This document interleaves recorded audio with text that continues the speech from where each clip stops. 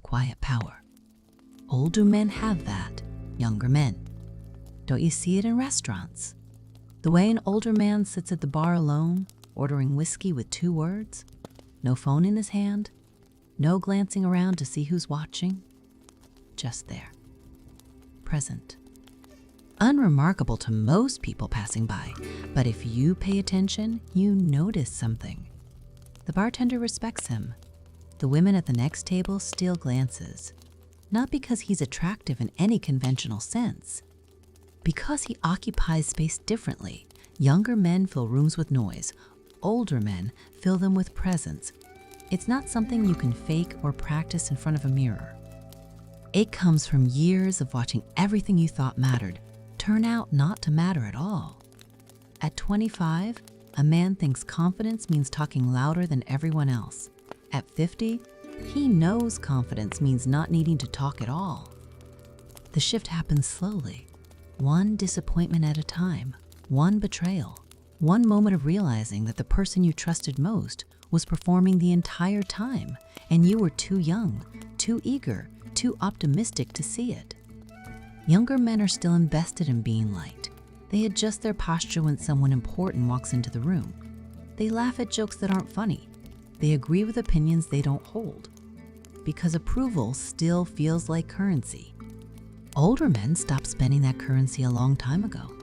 They learned that being liked costs more than it's worth.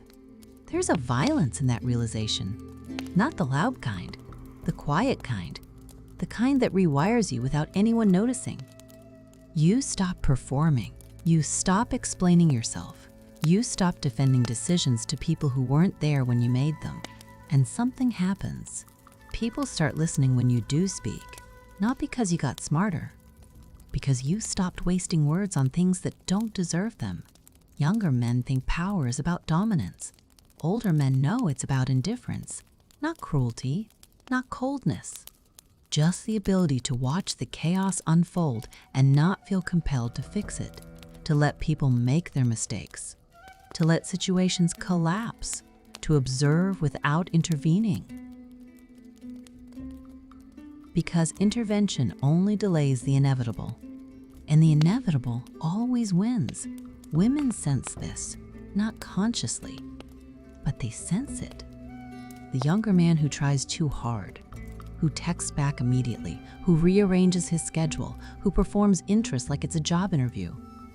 The older man who doesn't, who takes 3 days to respond, who doesn't explain where he was, who doesn't apologize for not being available, and somehow the older man is the one they think about at 3 in the morning. It's not a strategy. That's the part younger men don't understand. They read articles about playing hard to get, about scarcity, about withholding attention. They try to mimic the behavior without understanding where it comes from, and it shows. Because mimicry always shows. Real indifference isn't performed, it's lived. It's the result of genuinely having other things that matter more. And when you genuinely have other things that matter more, people feel it. Older men have buried friends. They've watched parents decline. They've seen marriages that look solid dissolve overnight. They've built businesses that failed. They've trusted people who lied. They believed in things that turned out to be marketing. And each one of those experiences took something away. Optimism, naivety, the belief that effort guarantees outcome. But it also gave something back, clarity, the ability to see through performance, the capacity to sit with discomfort without needing to escape it. Younger men are still running, from boredom, from silence, from the feeling that maybe they're not as important as they thought. Older men stopped running, not because they found peace, because they realized running doesn't take you anywhere. The things you're avoiding follow you. The questions you're dodging get louder. The emptiness you're filling with noise just becomes a different kind of noise. So they stopped. And in the stopping, something settled. Not happiness, something quieter than that. There's a story about a young man who asks an old man how he stays so calm. The old man says he doesn't stay calm. He just stopped pretending things bother him less than they do. And in the not pretending, The things that used to feel catastrophic started feeling ordinary, not because they got smaller, because he got used to the size of them. Younger men want to be seen. Older men are comfortable being invisible. They walk through crowded spaces without checking their reflection. They wear the same jacket for 10 years. They don't update their wardrobe to match trends. They don't take selfies. They don't perform their lives for an audience, not because they're above it, because they tried it, and it was exhausting, and the rewards were hollow. And one day, they just stopped, and nobody noticed, and that was fine. The power isn't in what they do. It's in what they don't do. They don't argue with strangers online. They don't defend their politics. They don't explain their choices. They don't seek validation from people who weren't invited into their lives. They don't chase relevance. They don't fear obsolescence. They don't pretend to care about things that bore them. And somehow, that makes them more interesting than the younger man performing interest in everything. Women feel this difference viscerally. The younger man who needs reassurance, who asks if she had a good time, who texts the next morning to make sure everything's okay, who schedules the second date before the first one ends. The older man who doesn't, who assumes she had a good time or she didn't, who doesn't need confirmation, who doesn't feel compelled to lock things down. And the woman spends the next 3 days wondering what he's thinking. Not because he's playing games, because he genuinely isn't thinking about it. He has other things on his mind, real things, things that existed before she showed up and will continue existing after she leaves. This isn't about age. There are 70-year-old men who are still desperate for approval, still performing, still trying to prove something. And there are 35-year-old men who figured it out early, who got hit hard enough by reality that they stopped pretending. Age just increases the odds because time does the work, whether you cooperate or not. It strips away the things you thought defined you, the body you were proud of, the career you built your identity around, the relationship you thought would last. And what's left is either bitterness or clarity. The bitter ones keep trying to get back what they lost. The clear ones accept the loss and move on. Younger men are terrified of becoming irrelevant. Older men already are irrelevant, at least in the way culture defines relevance. Nobody's making TikToks about men in their 50s. Nobody's writing think pieces about their dating habits. Nobody cares what they're wearing or who they're sleeping with or what they think about the latest controversy. And in that irrelevance, there's freedom.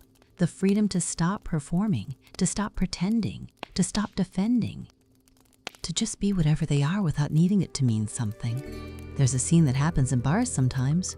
A younger man approaches an older man sitting alone, usually because the younger man is going through something, a breakup, a career setback, a crisis of meaning. And he sees the older man sitting there calm, unbothered, and he wants to know the secret. How do you get there? How do you stop caring? And the older man usually says something simple. You don't stop caring. You just start caring about different things. Things that don't perform well on social media. Things that don't get applause. Things that don't make you look good. And the younger man nods like he understands. But he doesn't. Not yet. Because understanding that requires losing something first. And he hasn't lost it yet. The power older men have isn't something they built. It's something that remained after everything else burned down. It's the part of them that survived the fire. Not unscathed, just still standing. And there's something undeniably magnetic about that. About someone who's been through enough that your drama doesn't register as dramatic. About someone who's seen enough collapse that your crisis feels ordinary. About someone who doesn't need you to be anything other than what you are, because they stop needing people to be anything other than what they are. Younger men are still building personas. Older men are just themselves. Not because they figured out who they are, because they got too tired to pretend to be anything else. And in that exhaustion, something true emerged. Not profound, not special, just real. And real is rare. Rare enough that people notice it without knowing why. You see it in the way they end conversations. Younger men linger. They don't want the interaction to end. They're worried about seeming rude or cold or uninterested. Older men just leave. Not abruptly, not rudely. They just finish the conversation and walk away. Because they know that dragging things out doesn't make them better, it just makes them longer. And longer isn't better. This doesn't make older men better. It makes them different. And that difference reads as power, because power is just the ability to exist without needing permission. Younger men are still asking permission from their peers, from society, from women, from their parents, from the imaginary audience watching their lives. Older men stopped asking. Not because they don't care what people think, because they realize that people are thinking about themselves, not about you. And the moment you understand that, the need for permission dissolves. There's no lesson here, no advice, no 5 steps to become like them. Because you can't become like them. You can only become yourself after losing enough that pretending stops making sense. And that happens on its own schedule, not yours. You can't rush it, you can't force it, you can only wait. And pay attention, and let the losses do their work. And one day, maybe, you'll sit at a bar alone, ordering whiskey with 2 words, and someone will look at you and wonder how you got so calm. And you'll know the answer, but you won't say it. Because the answer isn't something you say, it's something you live. And you're too tired to explain it anyway.